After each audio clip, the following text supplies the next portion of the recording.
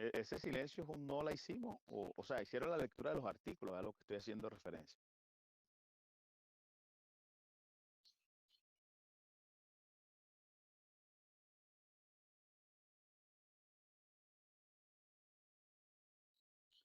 Si se me está escuchando, es que yo siento que hablo o será que es muy, Ya, profe, sí se o el escucha. retorno es muy lento. Traten de responderme sí o no para yo saber si sí se me está escuchando. Sí se Les escucha. preguntaba que si se había hecho la lectura. Yo la semana pasada les indiqué los artículos en donde aparece la competencia de los jueces penales municipales, la competencia de los jueces penales del circuito, la competencia de los jueces especializados,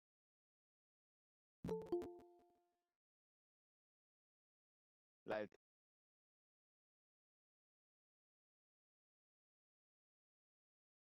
tribunal y la de la corte en sus respectivas salas penales.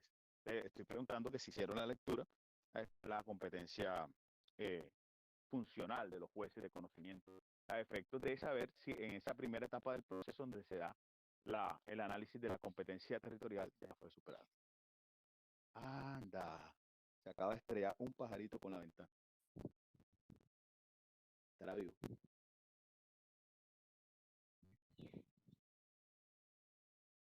Mira,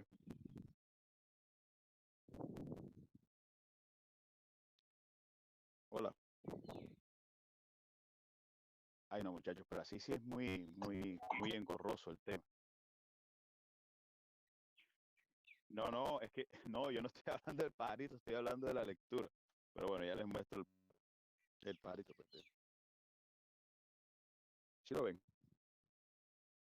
No sé si se alcanza a ver.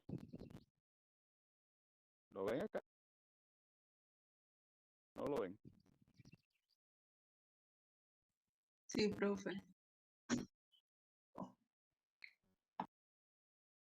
No se ve.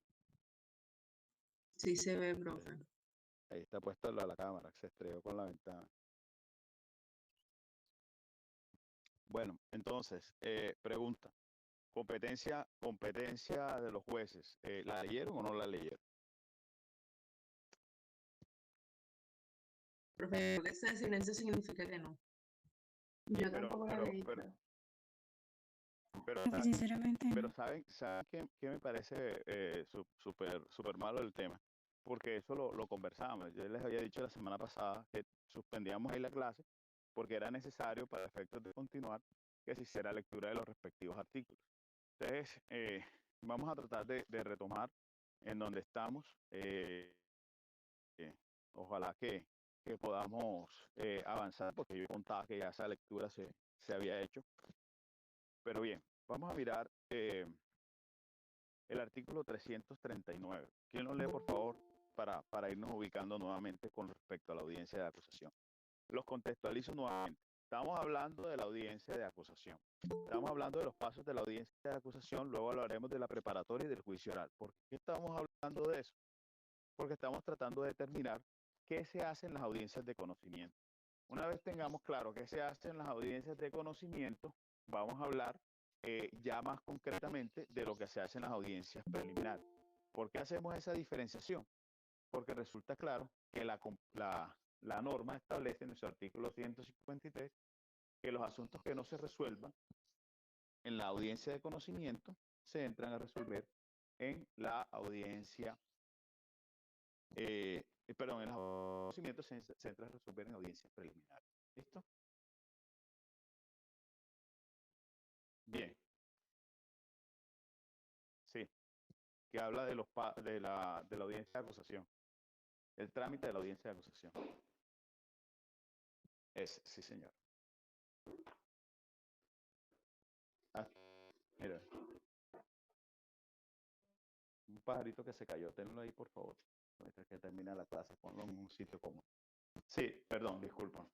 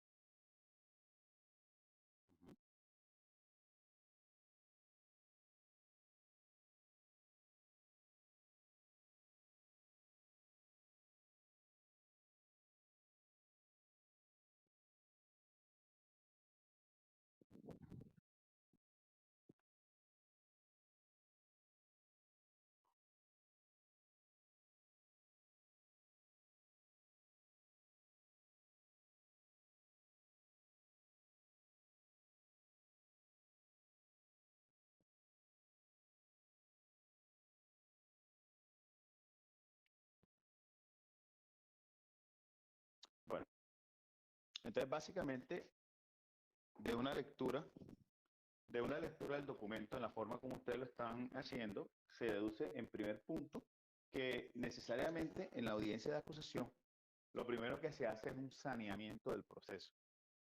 Y ese saneamiento del proceso está conformado por varias etapas. Una primera etapa, una definición de competencia por parte del juez. Y ahí es donde vamos al punto. Claramente existe una categorización de jueces en los cuales se da como jueces penales municipales, jueces del circuito, jueces del circuito especializado, la sala penal del tribunal y obviamente la corte. La definición de competencia se puede dar por tres factores concretamente.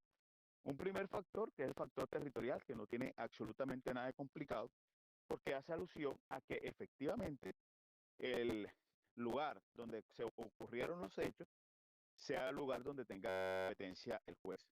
Puede suceder que por circunstancias especiales, como vamos a suponer por un municipio como San Juez, El Roble, que son municipios que tienen solamente un solo juez y ni siquiera es penal, sino promiscuo, municipal, puede suceder que ese juez haya conocido de audiencias de control de garantías dentro de ese caso.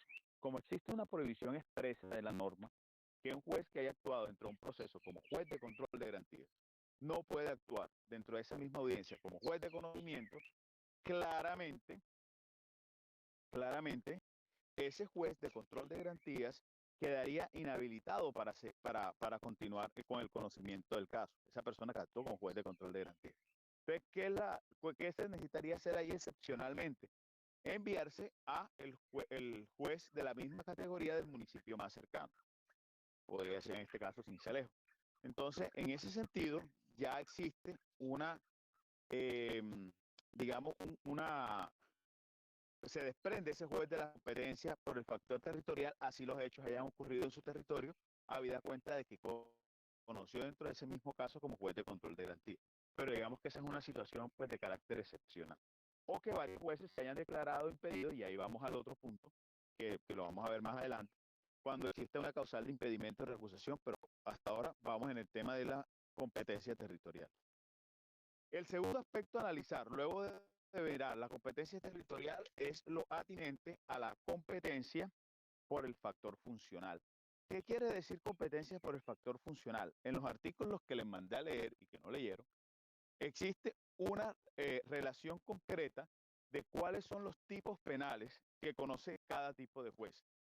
Entonces, en ese sentido, vamos a hacer una lectura, pero muy rápida, porque se debieron haber leído ustedes y se los voy a montar todo el día con eso. Vamos a hacer una lectura muy rápida del artículo 35. Vamos a mirar. Déjenme ubico acá en el código. Artículo, no, 37, que habla de la competencia de los jueces penales municipales, por favor.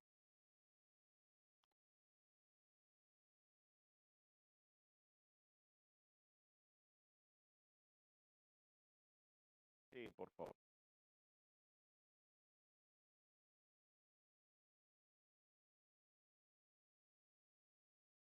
Ujú.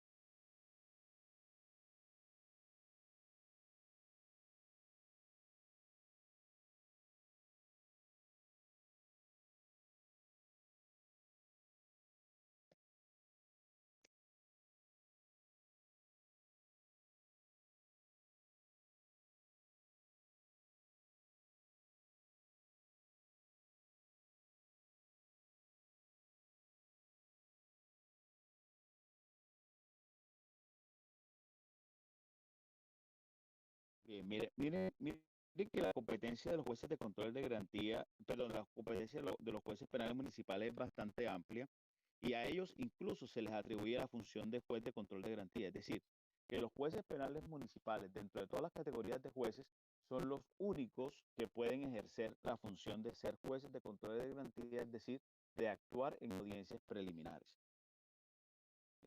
Esa categorización no la manejan ni los jueces del circuito ni los jueces especializados, ninguno de ellos, solamente los jueces penales municipales.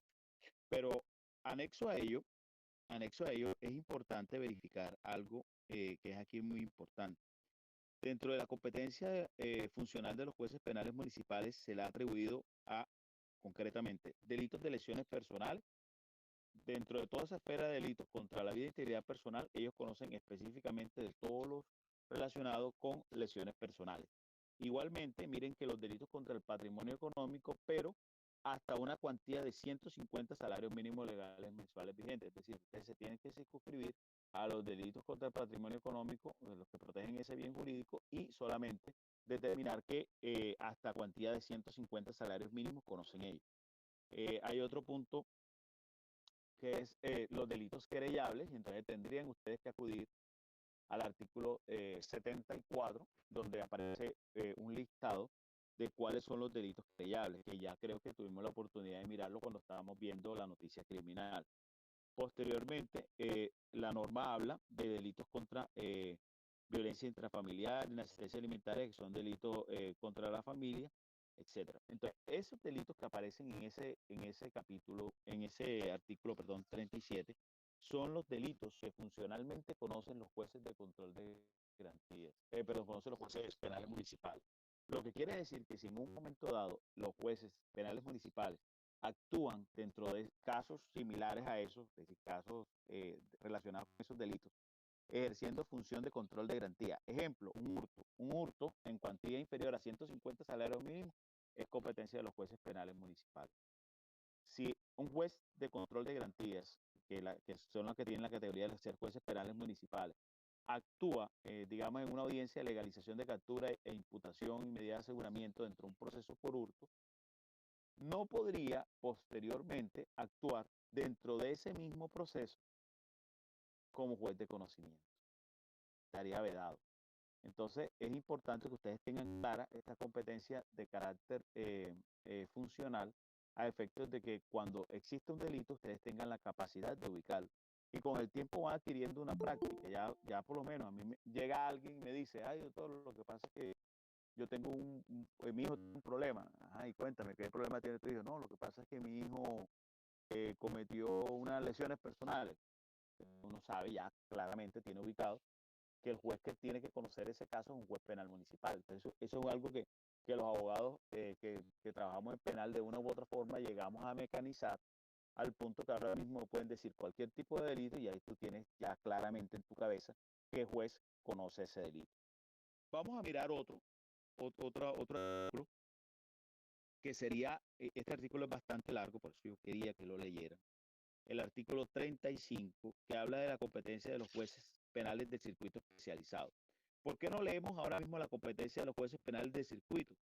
Porque la competencia de los jueces penales del circuito es una competencia que es residual. ¿En qué sentido es residual? Si ustedes leen el artículo 36, que habla de cuál es la competencia funcional de los jueces penales del circuito, se van a dar cuenta que en el numeral segundo de ese artículo dice de los procesos que no tengan asignación especial de competencia. Quiere decir que los delitos que no aparezcan enlistados en el artículo 35 que habla de la competencia de los jueces penales de circuito especializado, ni en el artículo 37 que habla de la competencia de los jueces penales municipales, serán conocidos por los jueces penales de circuito. Y ahora se van a dar cuenta al final, cuando terminemos de leer el artículo 35, que hay un listado larguísimo de delitos que no aparecen aquí y que por consiguiente será competencia funcional de los jueces penales del circuito. Leamos por favor el artículo 35.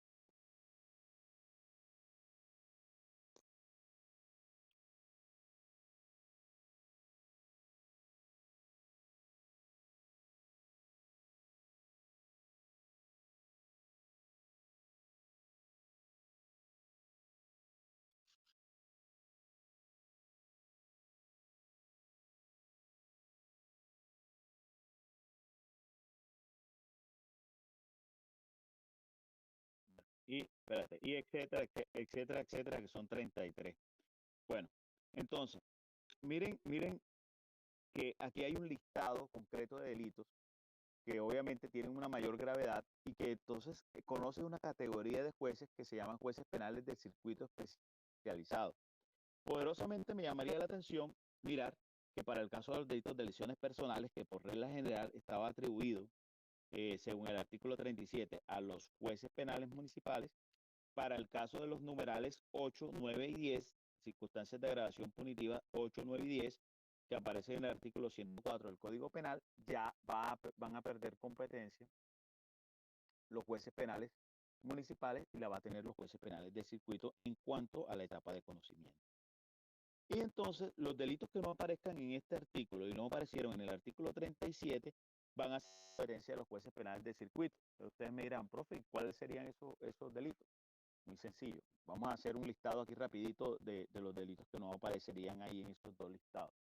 Primero, los delitos contra la administración pública. Todos los delitos contra la administración pública.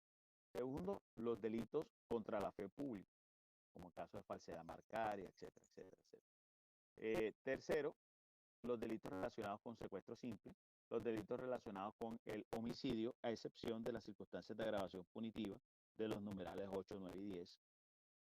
Otro serían los delitos relacionados con la salud pública, como puede ser el caso de tráfico, fabricación o porte de estupefacientes. Los delitos de peligro común, como sería el caso del porte ilegal de armas. Y entonces vemos que el listado es bastante largo.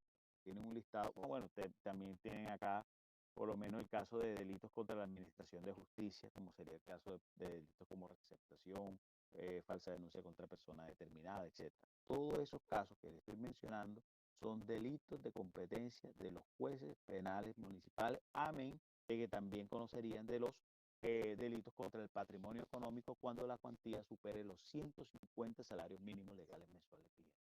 Entonces, parece, cuando uno dice, no, que tiene una competencia residual, parece que fuera mucho más corta y resulta que terminan conociendo de muchos más delitos que los que conocen los jueces penales de circuito especializado y los jueces penales municipales. Ah, se me olvidaba, importantísimo, los delitos contra la libertad y formación sexual, nadita.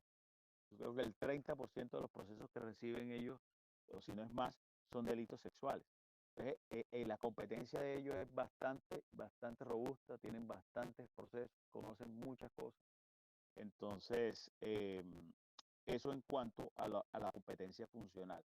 Y ya por último, se determina otro nivel de definición de competencia, que es el factor subjetivo. Ese factor subjetivo tiene que ver con las personas que tienen algún tipo de fuero especial.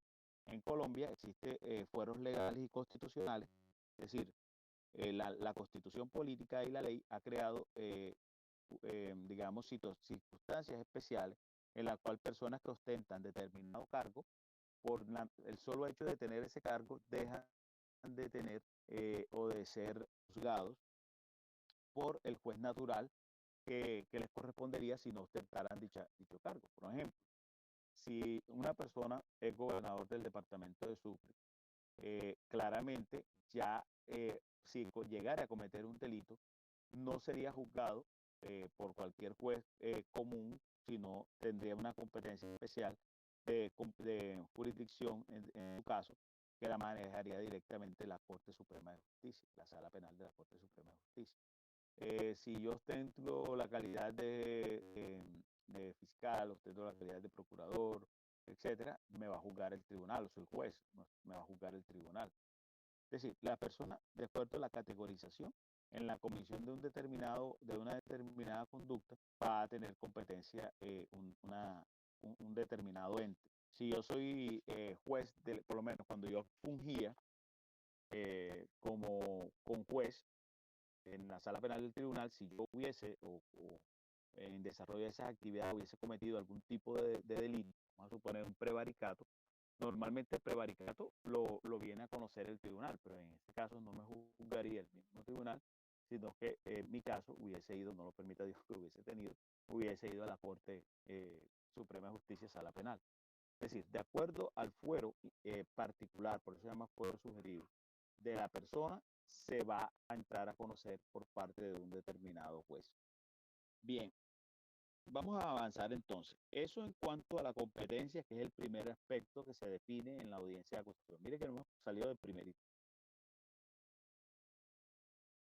Posteriormente vienen los causales de nulidad, que yo les pedí por favor que leyeran el artículo 400, me imagino que tampoco lo leyeron, 455 en adelante.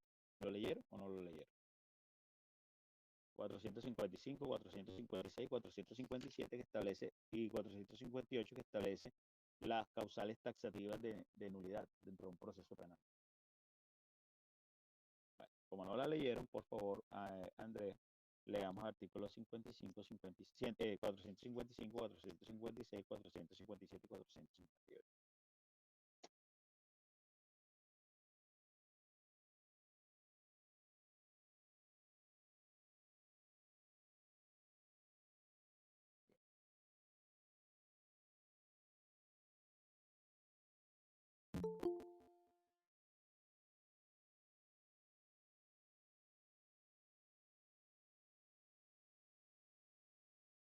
Bueno, aquí como estamos haciendo una remisión expresa del artículo 23, entonces leamos el artículo 23 que habla de las cláusulas de exclusión, para que ya quede ese tema cerrado.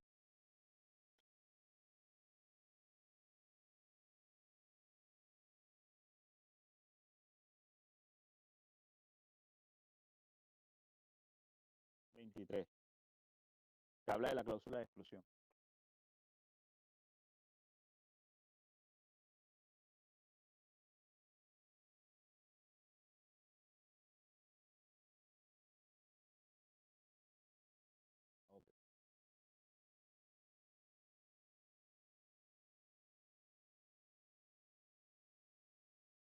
Okay. Ok, y eso se le aplica, y a eso se le aplica las excepciones del vínculo atenuado, la fuente independiente y el descubrimiento inevitable. Bien, leamos el artículo 456 que habla de nulidad por incompetencia del juez.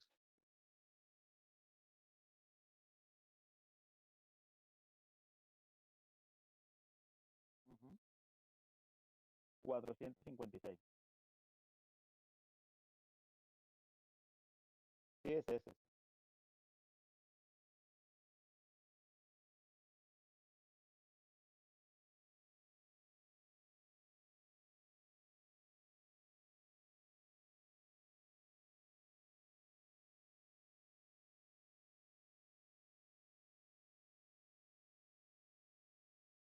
Miren, aquí hay un punto importante con relación a estas causales de nulidad. No cualquier tipo de incompetencia del juez genera nulidad del proceso.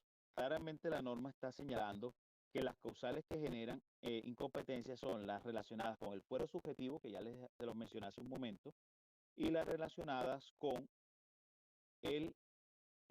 la competencia funcional de los jueces del penales de circuito especializado. Suponiendo que vamos a suponer que unas lesiones personales estaban siendo por la causal octava, que ustedes ya saben que con el agravante de la causal octava del artículo 104 pasan a ser competencia de los jueces penales del circuito especializado y la estaba conociendo un juez penal municipal. Esa situación concreta genera una nulidad del proceso. Pero el factor territorial, que fue el primero que conversamos hace un momento, no genera una nulidad. Es decir, la competencia por el factor territorial no es causal que genere una nulidad del proceso. Y la razón es muy simple, es muy sencilla. Fíjense que esa nulidad debe ser alegada o esa circunstancia específica de conocimiento del juez debe ser alegada al inicio de la audiencia de acusación, por eso es que lo estamos dando en este momento. Y si llegase a suceder que por el factor territorial termine conociendo un juez de un municipio diferente y ninguna de las partes lo alegó y el juez no lo advirtió, se entenderá que ahí se subsana y entraría ese juez a conocer del proceso a prevención. No se daría una circunstancia de nulidad. Recuerde que estas causales de nulidad son taxativas. Leamos el siguiente artículo.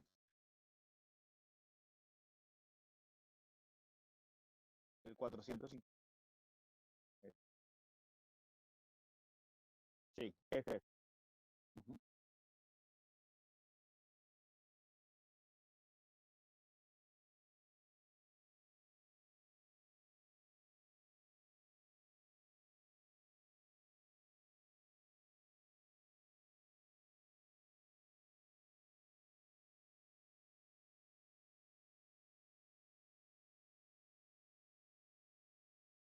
Entonces, claramente aquí en esta etapa, como estamos iniciando la etapa de juicio con la instalación de la audiencia de acusación, aquí básicamente lo que va a hacer el juez es analizar en términos generales si existe algún tipo de violación a los derechos fundamentales o violación al derecho de defensa.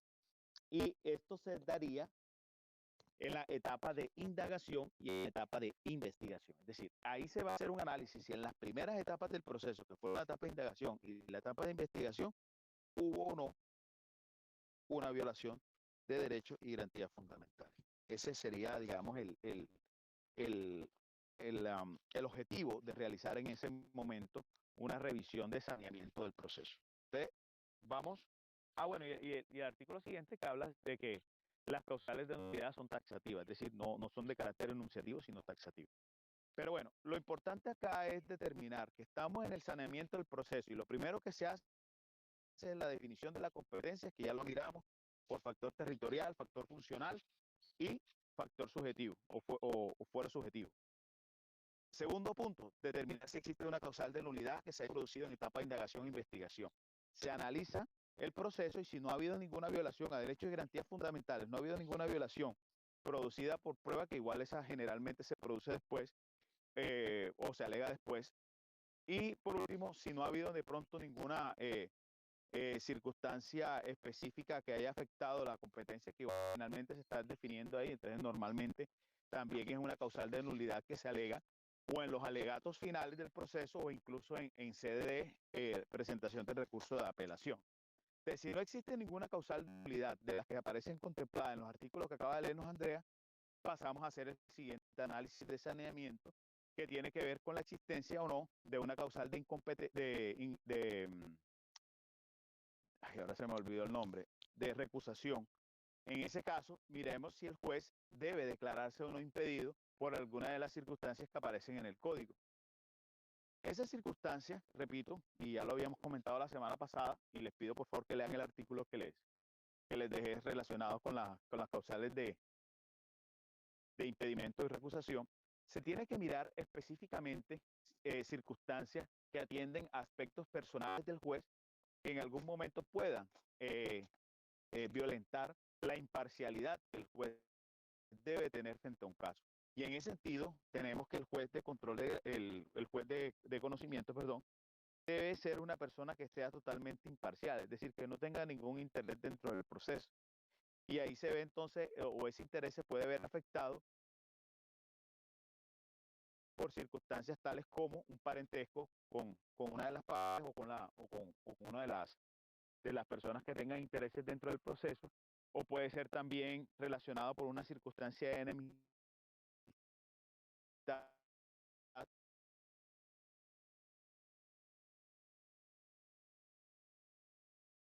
o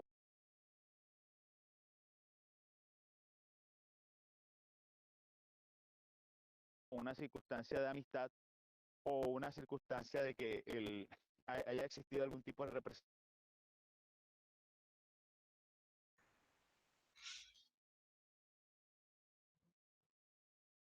Profe, no sé si es solo a Profe, mí o se es le está entrecortando demasiado. Entonces, él no podría entrar a tener que... No se me Profe, se escucha. le cortó.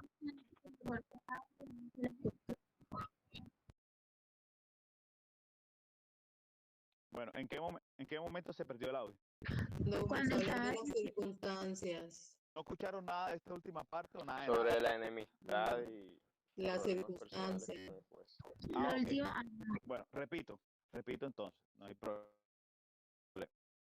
La norma establece unas circunstancias de impedimento o recusación. Es decir, son circunstancias dentro de las cuales un juez no puede entrar a conocer dentro de un proceso porque su participación dentro del mismo viciaría la imparcialidad que debe tener los jueces. Y eso se da en circunstancias, y le estoy colocando como por ejemplo, cuando existe un vínculo de parentesco. Si yo soy esposo, padre, hijo, hermano, tío de una de las partes dentro del proceso o un interviniente, evidentemente esas circunstancias va a llevar a cabo que haya algún tipo de interés mío en favorecer a esa persona. Y así no lo haya, no se ve bien que esté, ¿qué les parece a ustedes que el juez o que la persona esté siendo juez dentro de un proceso donde no estén juzgando al hijo? Eso no tiene sentido, eso no tiene sentido.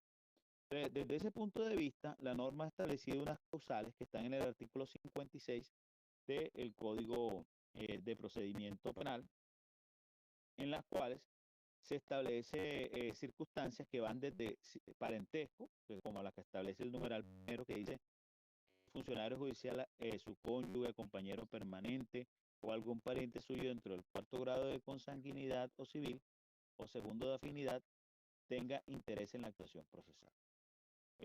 Otra que tiene que ver con que la persona sea acreedor o deudor de alguna de las partes, otra que tiene que ver con que el funcionario o su cónyuge o compañero permanente sean parientes dentro del cuarto grado de consanguinidad con el apoderado o defensor de una de las partes, otra que tiene que ver con que el funcionario judicial haya sido apoderado o defensor de alguna de las partes, es decir, que haya sido abogado, que es la que yo tengo con varios jueces acá. Otra que tiene que ver con la amistad íntima, ¿ya? Amistad íntima o una enemistad grave. Otra que tiene que ver con que el funcionario haya dictado la providencia de cuya revisión se trata, es decir, que él se haya hecho un pronunciamiento previo dentro de ese proceso, dentro incluso de otra jurisdicción. Y así encontrarán ustedes una cantidad de circunstancias específicas de impedimento que aparecen en el artículo 56, que les ruego por favor que lo lean, para que les quede claro cómo se tramitaría y cuáles serían las causales de realización de un impedimento por parte de un funcionario judicial. Entonces, vamos con el saneamiento. Repito, primero, determinar competencia del juez por los tres factores que ya mencioné.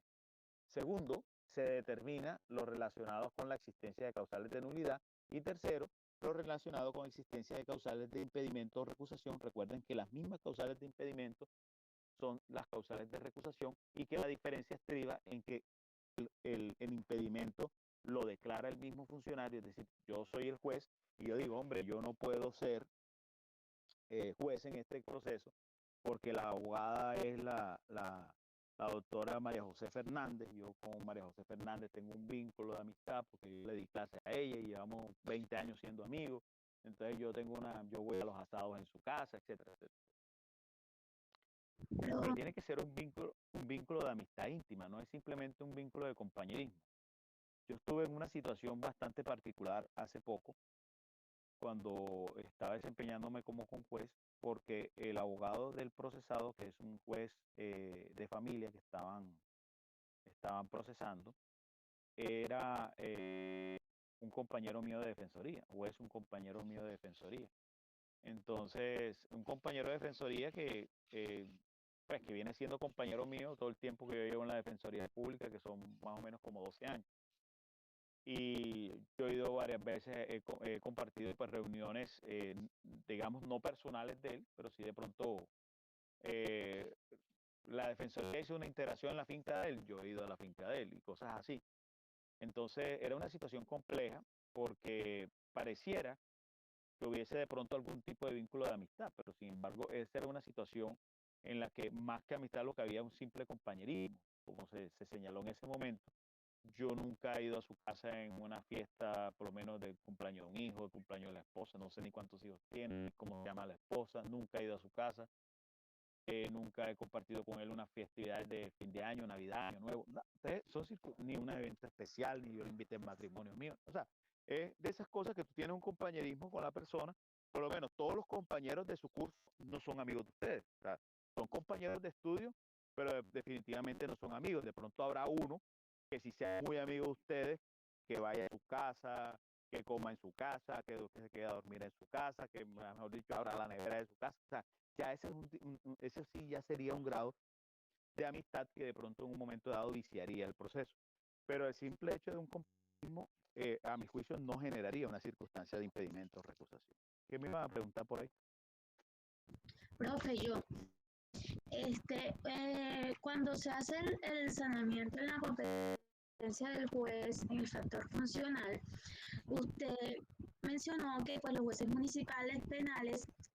municipales, perdón, eran los únicos que pueden ejercer el control de garantía. Y como en la audiencia de acusación se necesita un juez de conocimiento, aquí se necesitaría otro mismo juez penal municipal. Claro, claro, por eso yo explicaba, por eso colocaba el ejemplo incluso de si en el pueblo hay un solo juez y resulta que ese juez ya conoció de ese proceso, toca mandar el proceso para otro municipio. En casos de Sincelejo, donde hay varios jueces, no hay problema, porque es más, ahora de forma me parece a mí muy sana, para evitar estos problemas, acá en Sincelejo, como hay tantos jueces penales que tienen la categoría de jueces penales municipales, se decidió que solamente 2 jueces atendieran única y exclusivamente como jueces de conocimiento y que todos los demás van a atender como jueces de control de garantía. Entonces ya aquí en Sincelejo no se va a presentar el problema, ¿ya? O no se debería presentar el problema de que una persona que conoció como juez penal municipal en función de control de garantías conozca dentro de ese mismo caso como juez penal municipal en función de conocimiento. No se debería presentar esa situación. Aquí un caso muy curioso, cuando Carlos Castilla, que era una persona que tenía la categoría de ser juez primero penal municipal, lo ascendieron a juez penal del circuito, casi que en un 40% de los procesos que llevaba ese juzgado se tuvo que declarar impedido, porque él ya en ese mismo caso había atendido o había sido juez de control de garantía y no podía ser juez de control de garantía y juez de conocimiento en el mismo proceso. No sé si quedó clarificada la duda. Sí, profe, gracias. Vale, entonces, superada la etapa primera, que es la etapa del saneamiento, no sé si colocamos las diapositivas que estábamos proyectando la semana pasada para que los compañeros tengan de pronto posibilidad de ubicarse, Andrea. ¿Sí las tienes a la mano? Claro. Entonces, fíjense que superada esa primera etapa, que sería la etapa del saneamiento, ya vendría una segunda etapa, que sería la lectura. Bueno, se me olvidaba algo muy importante. En esta etapa también hay un evento importante, y es que como quiera que la Fiscalía tiene la obligación de emitir copia del escrito de acusación con, con, con destino a las partes dentro del proceso, y eso lo dice el artículo 336, inciso final. Alguien que el inciso final del artículo 336, mientras que Andrea busca las diapositivas.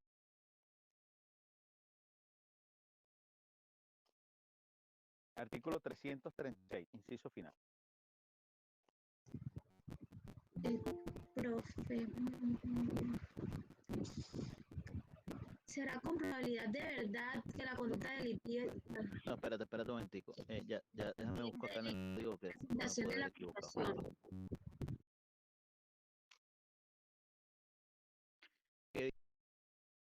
No,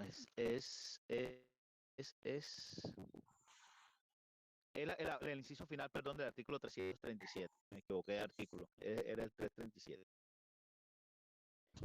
Dice, la Fiscalía. Dice la Fiscalía solamente entregará copia del escrito de acusación con destino al acusado, al Ministerio Público y a las víctimas, con fines únicos de información. Esa parte de fines únicos de información pues fue pronunciada pues por la Corte mediante sentencia C-209 del año 2007, contenida o manifestando que es inexequible. El artículo llegaría hasta víctimas, hasta ahí. Bien, entonces, en el artículo 339, que es el que establece el trámite que nos leyó Andrea al principio, se establece claramente que dentro del grupo de audiencias, el juez le dará la palabra a las partes, al Ministerio Público, a la defensa. Mire lo que lo dice ahí. Abierta la audiencia, se ordenará el traslado del escrito de acusación a las demás partes y se le concederá la palabra al Ministerio Público y a la defensa para que expresen oralmente causales de impedimento, incompetencia, impedimento, recusación, nulidades, si las hubiere, y observaciones sobre el escrito de acusación, si no reúne los requisitos del artículo 337. Entonces, hace 8 días leímos el artículo 337 y establecimos ahí que había unos requisitos especiales que debía tener el artículo 337. Claramente,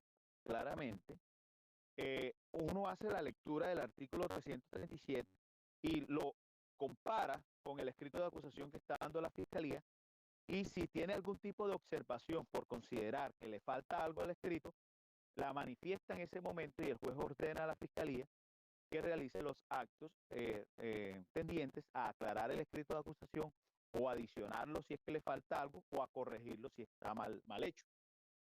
Entonces, esa es una etapa importante dentro del proceso, porque recuerden que estamos en saneamiento del proceso, estamos sanando el proceso. Y entonces, si el escrito de acusación no reúne los requisitos del artículo 337, debe ser corregido por la Fiscalía.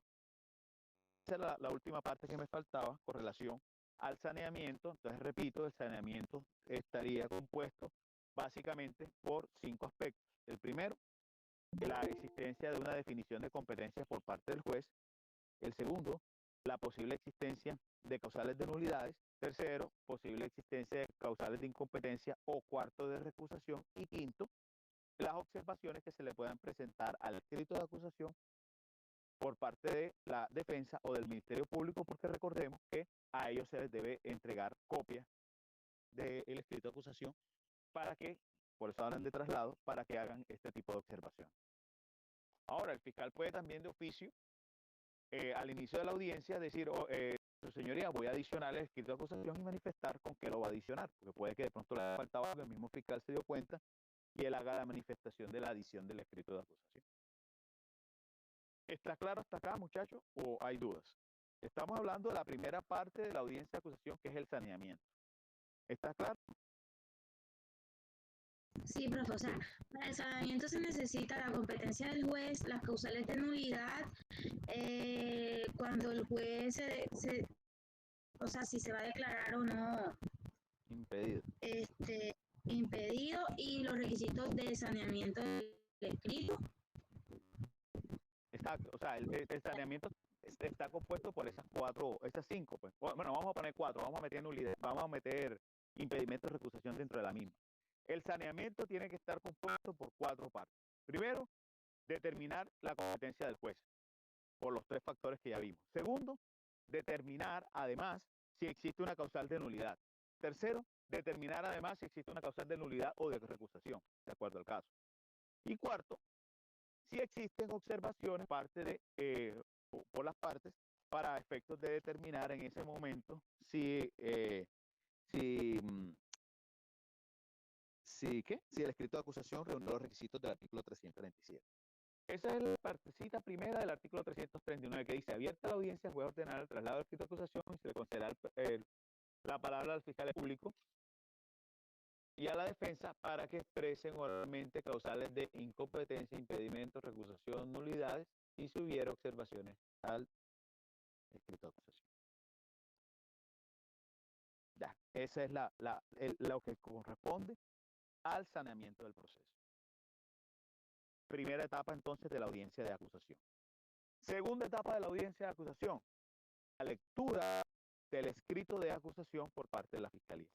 Ya la Fiscalía previamente ha hecho un escrito de acusación que ha dado en traslado y se encuentra en el centro de servicio judicial. Lo que va a hacer en esta audiencia es la verbalización de ese escrito de acusación. Fíjense que, curiosamente, correlacionando cosas, el artículo 339, que es, la ley 1826, que es la que trae el sistema penal abreviado, eliminó prácticamente la audiencia de acusación. Ya no se hace una lectura del escrito de acusación, sino que se da un traslado. Llaman al abogado y al procesado y le entregan el escrito de acusación. Hacen un traslado del escrito de acusación. Le entregan. Ya se eliminó esa fase de lectura del escrito para los delitos que son competencia de la ley 1826. Pero para no enredarlo, como estamos viendo la ley 906, tenemos claramente que en esta fase del proceso lo que se hace es una lectura del escrito de acusación. Ya colocaste la diapositiva, alcanzo a ver, ¿cierto? Bueno, pasa a la otra diapositiva, porque ya eso lo superamos hoy. André, la siguiente diapositiva, por favor.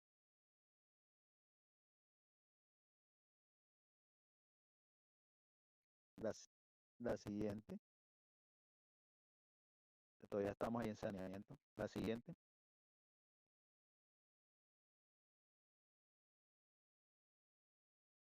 Hola, André. Llega hasta donde dice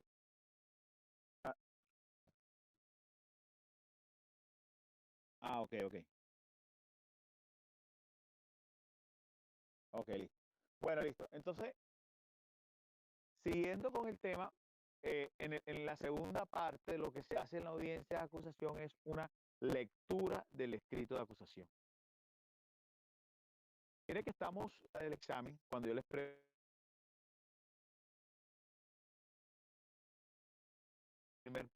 primer paso, saneamiento del proceso, y me hacen explicación de los 4 puntos que componen el saneamiento del proceso. Pues, tratando de meter la recusación y el impedimento en la misma. Me hacen la explicación. Segundo paso, en la lectura del escrito de acusación. Tercer paso, mientras que Andrés se ubica ahí en la diapositiva. Tercer paso sería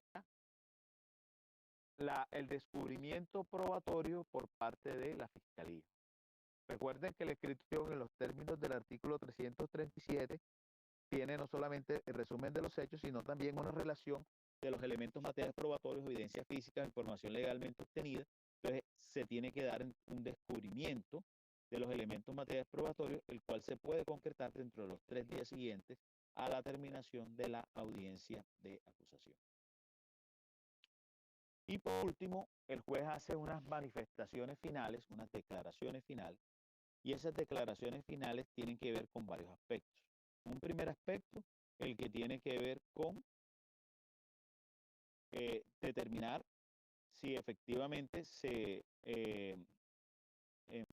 aprueba. Profe, disculpen.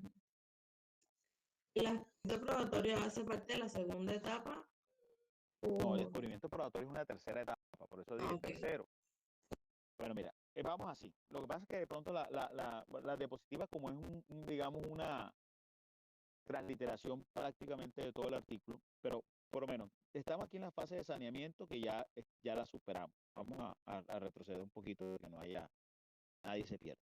Estamos aquí en la fase del saneamiento, que ya vimos que tiene que ver con causales de incompetencia, recusación, nulidad. Pasa por favor por otra diapositiva, Andrés.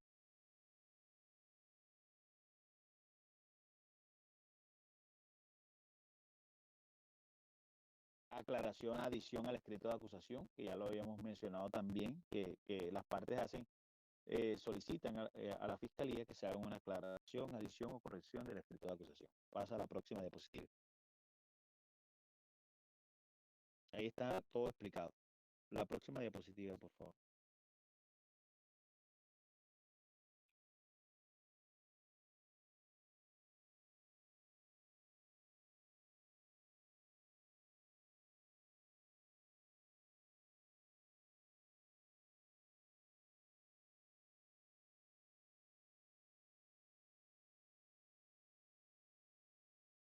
La otra. Bueno, perdón. El juez le concede, formulación de acusación. El juez le concede. Ay, ¿por qué la quitaste?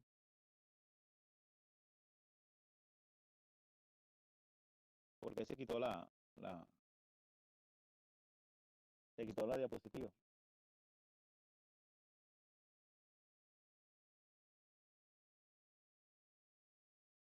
Ok. El juez le concede la palabra al fiscal para que formule la acusación. Ahí claramente estamos refiriéndonos al punto en el cual el juez lo que va a hacer es una lectura de la acusación. Una lectura del escrito de acusación. La ley define todos los aspectos que hacen parte del escrito de acusación que ya previamente las partes ya lo habían leído y que ya habían presentado incluso observaciones con relación al mismo. En este punto hay un aspecto importante y es la definición de la conexidad. Observemos que puede haber varios delitos que de una u otra forma sean conexos en los términos del Código Penal, en el cual varios delitos pueden correlacionarse cuando se haya cometido dentro de una misma unidad de tiempo o uno dependa de otro. Ejemplo, yo voy a robar a Andrea y una vez la robo la mato. Hay una conexidad porque existe una correlación entre los dos comportamientos. Pero si yo robé a Andrea hoy y mañana dentro de un año la mato, obviamente que no hay una conexidad y ya las conductas se deben llevar por cuerdas procesales independientes. Aquí en la conexidad lo que se trata de definir es si existe una correlación entre las conductas. Yo me imagino que ustedes dieron en penal general la conexidad y la competencia y el concurso de conductas punibles. ¿Cierto que sí o no?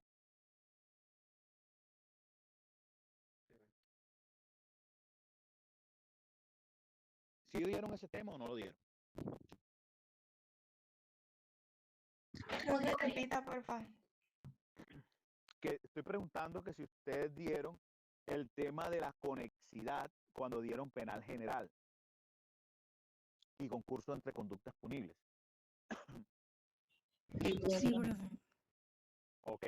Bueno, entonces, en el momento que establece la norma para definición de aspectos relacionados con la conexidad, sí, un café.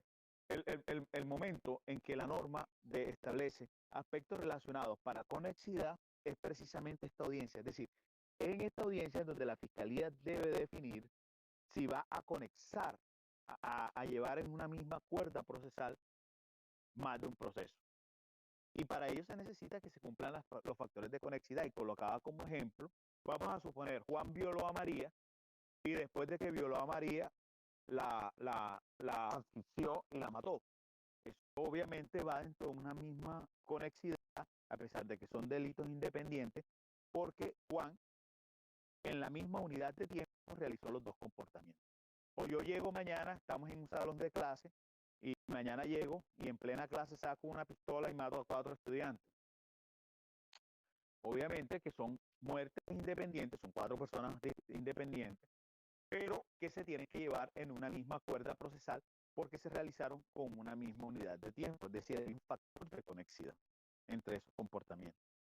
Debe haber concursos, como en el primer ejemplo que coloqué, puede haber concursos en el cual se esté llevando dentro de una misma cuerda procesal 2 delitos diferentes, que es lo que se llama concurso heterogéneo, o puede haber situaciones en las cuales se realiza el mismo delito, pero varias veces, que es lo que se conoce como concurso homogéneo. En este caso, concurso homogéneo sucesivo, o puede haber un concurso heterogéneo sucesivo. ¿Sí? ¿Está claro ese tema de los concursos y las conexidades? Me imagino que ustedes ya lo vieron. ¿O tienen alguna duda sobre eso? No, profe, no. Eso hace parte de la segunda etapa, ¿cierto? Sí, lo que pasa es que en la segunda etapa, que es lo que estamos diciendo, que es la que está ahí en la diapositiva, estamos hablando de la formulación de acusación. El juez le da la palabra al fiscal para que formule la acusación. En eso también se podrá citar la conexidad por parte del fiscal. Por eso estoy diciendo, este es el momento procesal en el cual el juez puede realizar conexidad de conductas punibles, conexarlas. ¿Ya? Pero para eso necesita que obviamente cumpla los requisitos de conexidad. Yo no puedo conexar cualquier cosa que se me ocurra en la cabeza. Tiene que cumplir unos requisitos de conexidad y por eso estamos recordando ese tema para que no haya ningún tipo de duda. Pero en sí, lo que me interesa en este punto, lo que más me importa en este punto, es que ustedes tengan claro que en esta segunda etapa lo que se hace es una lectura del escrito de acusación. Una lectura del escrito de acusación.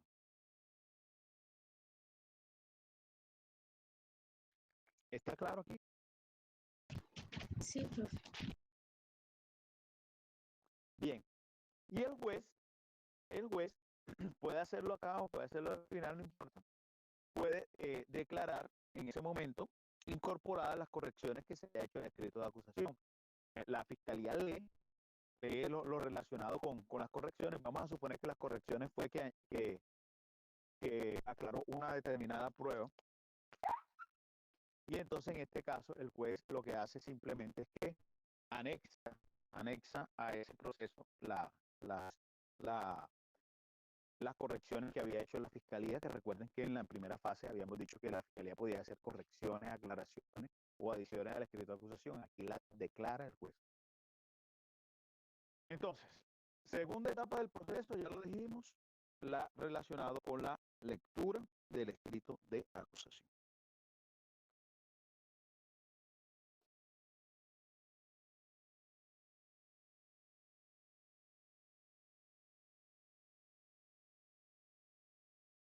Bien, pasa a la otra diapositiva.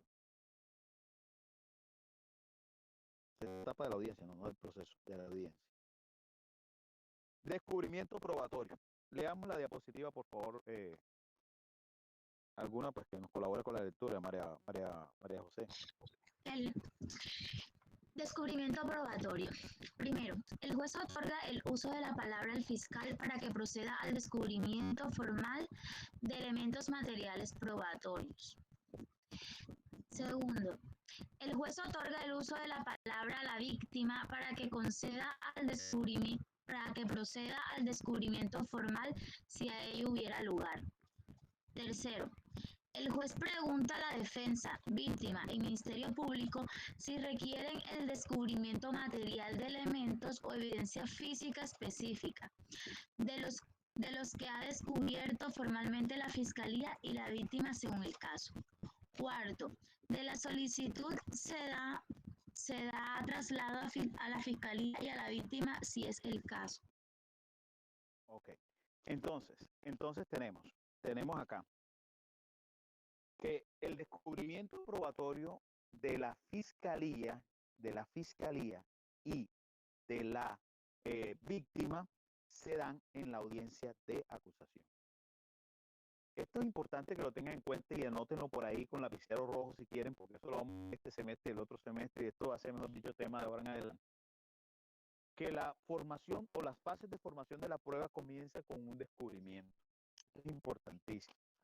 El descubrimiento probatorio es una fase tan importante que la prueba que ustedes, o el elemento material probatorio, evidencia física, información legalmente obtenida, que no se descubra dentro del proceso, el juez va a rechazarlo. Es decir, es obligatorio que las partes, para poder hacer uso de una prueba, tengan que revelar el contenido del mismo. Revelar esa evidencia. Este descubrimiento probatorio técnicamente comienza con el escrito de acusación, porque si ustedes observan el escrito de acusación o el contenido del artículo 337 que habla del contenido del escrito de acusación, lean el numeral quinto. ¿Qué dice? ¿Qué dice? Numeral quinto del artículo 337. Dice el descubrimiento de las pruebas para este efecto se presentará documento anexo que deberá contener a. Los hechos que no requieren prueba, b. La transcripción de las pruebas anticipadas que se requieran aducir al juicio siempre y cuando su práctica no pueda repetirse en el mismo, c. El nombre, dirección y datos personales de los testigos o peritos cuya declaración se solicite en el juicio. D. Los documentos, objetos u otros elementos que requieran aducirse, junto con los respectivos testigos de acreditación. E. La indicación de los testigos o peritos de descargo indicando su nombre, dirección y datos personales. F. Los demás elementos favorables del acusado en poder de la Fiscalía. G. Las declaraciones o deposiciones. Hasta ahí. Entonces, claramente, desde el mismo traslado del escrito de acusación que se realiza por parte de la Fiscalía cuando presenta allá en la etapa de acusación, en la etapa de investigación, el escrito de acusación, A partir de ese momento comienza el descubrimiento probatorio por parte de la Fiscalía. A partir de ese momento. Y ese descubrimiento probatorio se concretiza en la tercera fase de la audiencia de acusación, en donde el fiscal hace lectura de los elementos materiales probatorios y además de eso, termina, pues se materializa dentro de los 3 días siguientes la audiencia, cuando el fiscal debe entregar ya de todos los elementos probatorios de evidencia física o información legalmente obtenida que tiene. Debe entregárselos. Entonces, el proceso penal no es como cuando uno juega, no sé si ustedes han jugado dominó, uno está jugando dominó, uno lo que hace es tapar las fichas para que el otro no se las vea. El proceso penal termina siendo como un juego de dominó, pero en donde uno está todo el tiempo mostrando de las fichas a las contrapartes, porque aquí no gana el que esconda pruebas, sino gana el que más sepa mover las fichas o el que más sepa utilizar las fichas que tiene a su favor, que son las pruebas.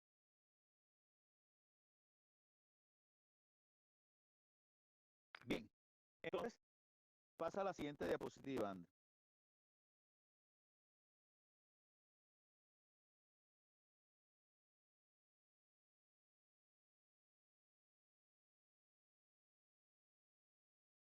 La siguiente. Bueno, espérate. Ahí mire que dice lo de los 3 días que le acabo de decir. El juez ordena, si es la anterior, André, la anterior. El juez ordena si es pertinente descubrir, exhibir o entregar copia según lo solicite en un plazo máximo de 3 días. Miren qué importante es eso, porque está claro que el descubrimiento probatorio no se agota simplemente con la lectura, se agota con la exhibición, entrega de esos elementos materiales probatorios, evidencia física e información legalmente obtenida. Ahora que viene la clase, André, me recuerdas y yo les voy a enviar a ustedes varios escritos de acusación de procesos que llevo yo, para que ustedes miren cómo es un escrito de acusación, cómo es la estructura del escrito de acusación. Y vamos a escuchar también, como no tengo mi computadora a la mano, no tengo audiencias de acusación en las que yo haya participado, pero sí tengo una que está en YouTube, que es de un compañero defensor público de Cali, que él pues le gusta montar su audiencia en YouTube. Entonces, voy a enviárselas para que ustedes, terminada la clase, vean la audiencia de acusación en cada una de sus partes y vayan identificando mentalmente cada una de las etapas que yo les he venido diciendo a lo largo de esta clase. Sigamos con la próxima diapositiva. Bueno, espérate un momentico. Hay un punto importante que se me estaba olvidando y es vital, que es el que establece la diapositiva anterior, André, por favor, nuevamente. Hay un punto importante que se me estaba olvidando y es el que establece la parte final de esa diapositiva. Ya yo les había dicho, en la diapositiva anterior, André, por favor, ya yo les había dicho que el descubrimiento probatorio para la fiscalía comienza en la acusación. Y esa es una regla general y que se expande o que se lleva también para la víctima. La víctima también en la audiencia de acusación tiene la obligación de hacer descubrimientos si llegara a tener alguna prueba que pretenda presentarla independiente de la fiscalía. Sin embargo, la defensa tiene su descubrimiento ya en la audiencia preparatoria, que es la que viene, por regla general. Pero existe una sola excepción en la cual es obligatorio para la defensa descubrir la prueba desde la audiencia preparatoria, y es cuando la defensa va a hacer uso de la inimputabilidad como su teoría del caso. Pregunto, ¿tenemos claro qué es la inimputabilidad, sí o no? Sí. ¿Se tiene claro qué es la inimputabilidad? ¿Qué es? ¿Quién me dice? ¿Qué es la inimputabilidad? No puede ser ningún tipo de... ¿Y qué hace que la persona no sea imputable de ningún tipo de delito? Profe, porque cuando ésta ejerce dicha conducta, no tiene la capacidad de comprender la ilicitud de su acto. Perfecto, ahí vamos al punto. Y falta otra cosa más, porque puede ser que tenga la capacidad de comprender, pero no sea inimputable. O determinar. Claro. Cuando yo pregunte de ahora en adelante, a ustedes les toca hacer preparatorio. de derecho penal. No, profe. Bueno, se salvaron. Cuando- si yo llevo Profe, asegurado algún imagine preparatorio, usted que nosotros somos la primera generación la que nos toca hacer el examen para poder tener la tarjeta profesional. yo fui la Imagine. primera generación que me tocó hacer el ECAES, los ECAES, que ahora se llaman Saber Pro, ¿no? Se llama. Bueno, así es la vida, profe. Pero nosotros sufrimos Así es la vida. y nos toca Mira, a mí, doble. mira, a mí me tocó peor, porque para yo poderme graduar de abogado, tuve que hacer los ECAES que no le tocaba, fue la primera generación que estrenó los ECAES, uno. Dos, me tocó además de eso, hacer tesis y judicatura, o sea, no es que tesis o judicatura, era tesis y judicatura. Y me tocó hacer los 5 preparatorios.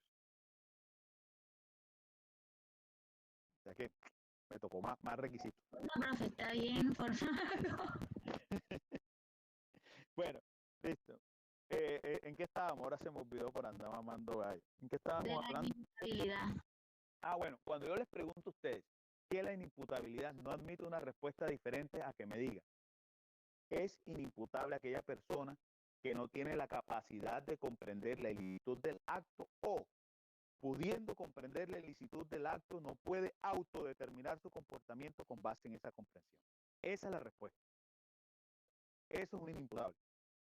Ojo, la inimputabilidad tiene dos aspectos. Primero, incapacidad de comprender ilicitud, que se puede dar por inmadurez psicológica en el caso de un niño o por retraso mental en caso de una persona enferma.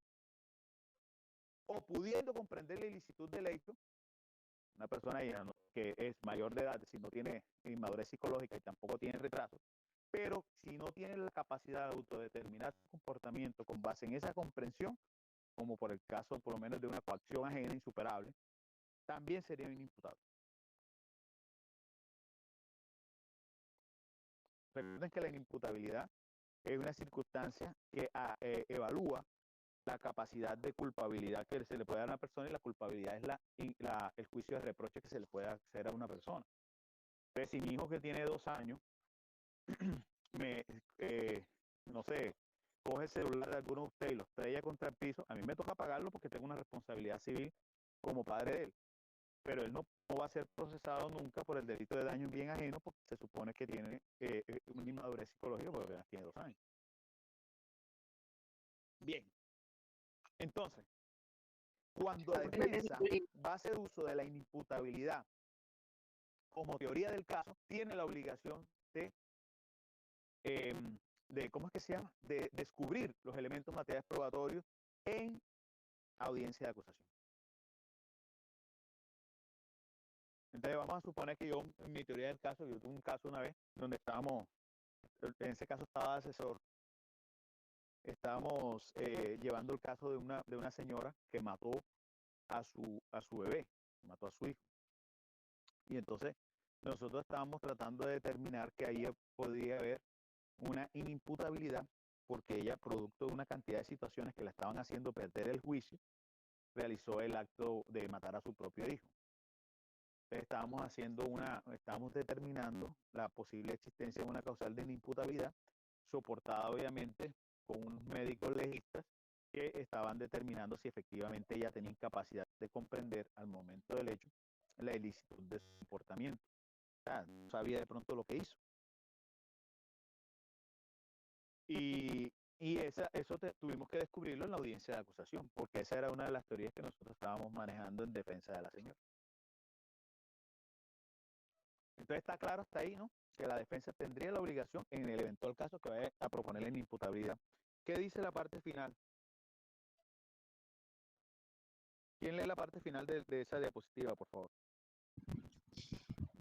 Debe ser procedente, se aplicarán los mismos criterios señalados en el numeral anterior.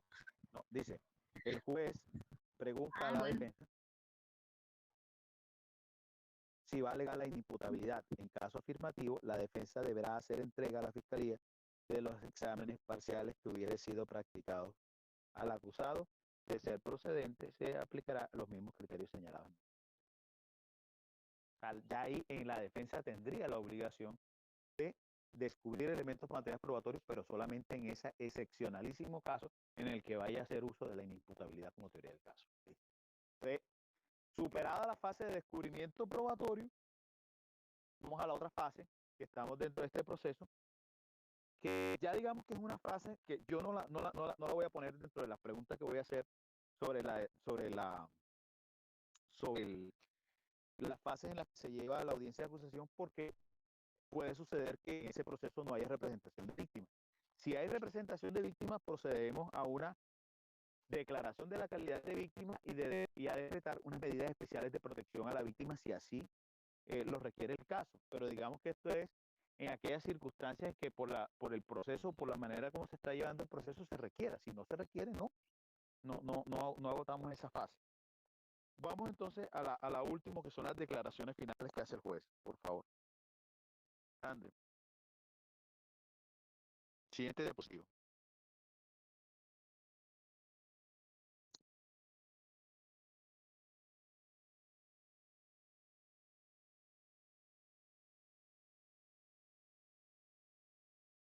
Órdenes finales, por favor, ¿quién las lee? María José, léela. Formulación de acusación. Formulada la acusación, el juez fija fecha y hora. Formulada la acusación. Formulada la acusación, el juez fija fecha y hora para llevar a cabo la audiencia preparatoria dentro de los 45 días siguientes a la audiencia de formulación de acusación. De manera excepcional y con la debida justificación, cuando el fiscal, el acusado o su defensor soliciten la ampliación del plazo para lograr una mejor preparación del caso, el juez podrá acceder a la petición siempre que no exceda el doble del término prorrogado. Bien. Entonces, ¿cuál pregunta de ustedes, mis queridos amigos? Cuando yo les pregunto a ustedes, ¿cuáles son las etapas en las cuales se lleva a cabo la audiencia de acusación? Ustedes van a responder. Primero, etapa primera, saneamiento del proceso, cuál está compuesta por las siguientes subfases o los siguientes pasos. Primero, me hablan de la definición de competencia. Segundo, me hablan de las causales de nulidades. Tercero, me hablan de las causales de incompetencia y recusación. Y por último, me hablan acerca de el traslado que se hace del escrito de acusación para respecto a que las partes hagan observaciones en cuanto a adición, corrección o observaciones en cuanto al no cumplimiento de los requisitos del artículo 337. Segundo, se hace una lectura del escrito de acusación. Esa sería la segunda fase. Lectura del escrito de acusación. ¿Ya? Tercero, descubrimiento probatorio para la fiscalía, para la víctima y en casos excepcionales para la defensa en los casos de imputabilidad que ya les mencioné. ¿Ya? Descubrimiento que se materializará dentro de los 3 días siguientes a la terminación de la audiencia de acusación. Es el plazo máximo que tiene la fiscalía para entregar elementos materiales probatorios, evidencia física, información legalmente obtenida, entregarlos, darlos en traslado a la defensa. Cuarto, decisiones finales que son las relacionadas con los puntos que está diciendo el documento, es decir, definir la fecha para la realización de la audiencia preparatoria. Yo recuerdo que cuando les hablaba de las características comunes de las audiencias preliminares, yo les decía que las audiencias preliminares se caracterizan por ser rogadas, es decir, que las partes tienen que solicitarlas. Mire que acá, de oficio, el juez decreta la fecha de la próxima audiencia, la cual, por regla general, no debe ser más de 45 días, pero ahora mismo, pues con esa congestión que tienen los despachos, a veces le ponen una audiencia preparatoria para dentro de 6 meses. Pero decimos que la regla general o el deber ser es que se haga dentro de los 45 días siguientes a la terminación de la audiencia de acusación. ¿Estamos claros hasta acá? ¿Sí o no? Sí, profe.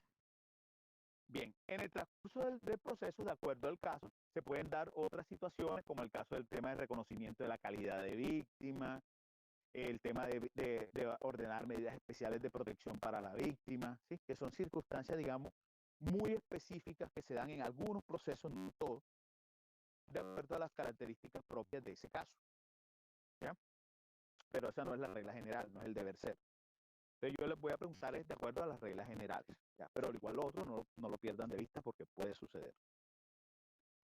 Entonces, yo les voy a pasar ahora una audiencia de acusación para que ustedes la miren. Y además de eso, les voy a pasar al grupo unos 4 o 5 escritos de acusación. Voy a mirar unos que tenga acá en el correo, porque como les digo, no tengo a la mano mi computador, pero acá en el correo electrónico debo tener unos 4 o 5 escritos de acusación. Se los voy a pasar para que ustedes los miren, vayan familiarizándose si reúne o no los requisitos del artículo 337, porque lo chévere, digamos, de esto no es aprenderse a rajatabla las cosas, sino que tenga algún tipo de utilidad práctica. Pretendía, y era mi deseo, que hubiésemos dado en esta clase también lo relacionado con la audiencia preparatoria, pero la audiencia preparatoria es mucho más larga que la acusación y de pronto nos va a quedar cortada la clase, entonces no hacemos nada, porque la otra clase teníamos que otra vez repetir todo. Entonces vamos a dejar hasta este punto, pero lo que sí les ruego, por favor, y que no vuelva a suceder jamás, que si yo les digo a ustedes, lean esto, léanlo. Yo no se los digo de necedad. Yo se los digo es porque hoy la clase hubiese sido mucho más dinámica si ustedes hubiesen lectura de los artículos que le pedí que leyeran. Entonces, por favor, que no vuelva a suceder que yo les pida que lean un artículo y no lo lean. O en este caso, que yo les pida que vean este video que les voy a mandar de la audiencia de acusación y no lo vean. Mírenlo porque es por el bien de ustedes. Es para que ustedes, de una u otra manera, vayan en su cabeza ubicando cada uno de los pasos de la audiencia de acusación. Es más, los invito a que busquen en YouTube o busquen en cualquier plataforma. Hay gente que monta audiencias de acusación, miren la audiencia de acusación y vayan identificando cada uno de los pasos que yo les acabo de decir. Y si tienen algún tipo de duda, anótenlas, que con mucho gusto las podemos resolver, sea las envíen al grupo o dentro de 8 días la pueden hacer en clase.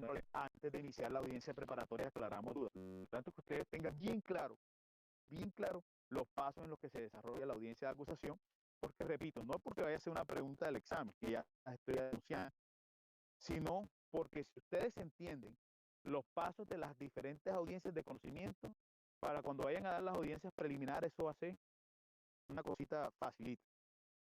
Ayer precisamente me llamaba una fiscal amiga a hacerme una consulta.